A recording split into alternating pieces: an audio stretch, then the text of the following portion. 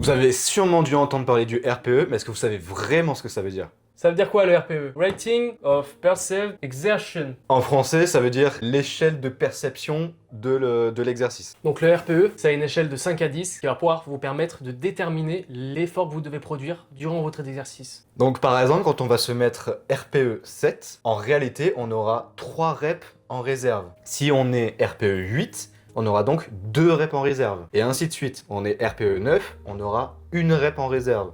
Ici, le RER, du coup, qui signifie rep en réserve, c'est plus facile à dire. Ici, donc, quand on est RPE 10, on est RER 0, on a 0 rep en réserve, on est au maximum. On peut aussi avoir des chiffres à virgule pour le RPE. Donc par exemple, entre le 10 et le 9, pour peut-être avoir une répétition en réserve sur notre série, on va dire 9,5. Donc ça se trouve entre le 0 et le 1, tout simplement. Et on reproduit la même chose pour les autres. Donc par exemple, pour le 9 et le 8, j'ai peut-être une deuxième rep, RPE 8,5. Et ainsi de suite. Là, encore dernier exemple, pour le 8 et le 7, j'ai donc 2 reps en réserve, mais j'ai peut-être une troisième, d'où le 7,5 qui est donc peut-être une troisième rep. Donc le RPE, bien sûr, donc la différence entre le RPE et le RER, ça va être que le RPE, ça va jouer surtout sur le facteur du jour. Ça veut dire que ce sera jamais le même RPE du jour. Par exemple, un jour vous faites un bench 4x6 RPE 9, bah, le lendemain ce sera ou une autre séance d'après, ce sera un 4x6 RPE 10 ou 8. Il y a plusieurs facteurs qui peuvent jouer sur la modification du RPE, donc qui peut changer chaque jour. On a évidemment le sommeil. Si vous dormez mal, vous aurez moins bien récupéré. La récupération qu'on trouve ici, musculaire. On va avoir plus de mal à faire notre exercice qui va d'habitude être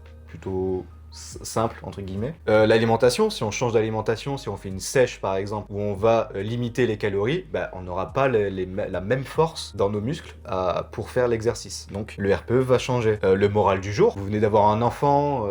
Problème de famille, problème de couple. Exactement, il y a plein de...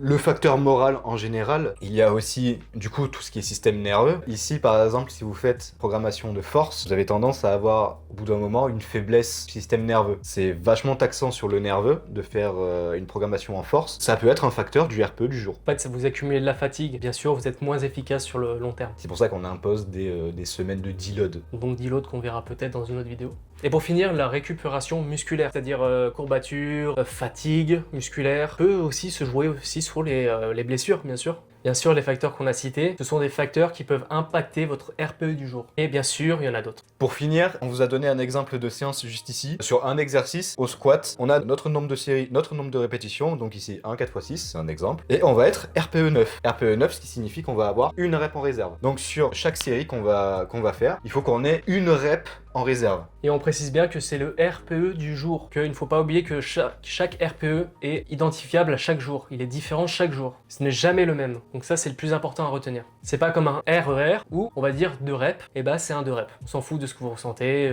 si vous êtes fatigué ou quoi. Alors que là, c'est comment vous le sentez en fait, tout simplement. S'il faut, il faut peut-être décharger la barre. On fait du squat à 100 kg.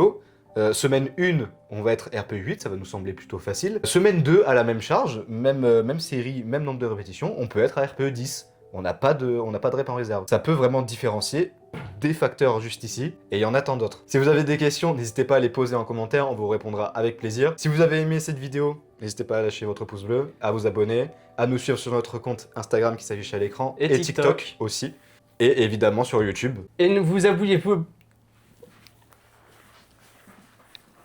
Non mais ne vous oubliez... Mais putain, pourquoi? Et n'oubliez pas de vous abonner sur la chaîne YouTube, ça nous fera plaisir et ça nous permettra de nous supporter. Et on vous dit à une prochaine. Ciao ciao!